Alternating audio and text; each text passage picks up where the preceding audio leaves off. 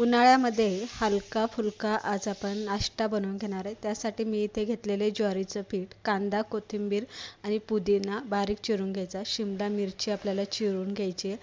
आलं लसूण हिरव्या मिरचीचा ठेचा घालायचा आहे आणि त्यानंतर जे मसाले तुम्ही नेहमी वापरता ते मसाले घालायचे. थोडासा ओवा, पांढरं तीळ, मीठ, आमचूर पावडर, लिंबू घालायचं आहे आणि 1-2 चमचे आपल्याला साखर घालून हे सगळं पीठ आपल्याला भाज्यांमध्ये मिक्स करून घ्यायचं आणि त्यानंतर जसं चपातीचं पीठ मळतोय अगदी तसंच हे पीठ आपल्याला इथे मळून घ्यायचं. एक कॉटनचा कपडा घेतलेला आहे, पाण्यामध्ये भिजून पिळून घ्यायचा. त्यानंतर छोटासा गोळा घेऊन आपल्याला थालपीठ पातळ थापून घ्यायचं.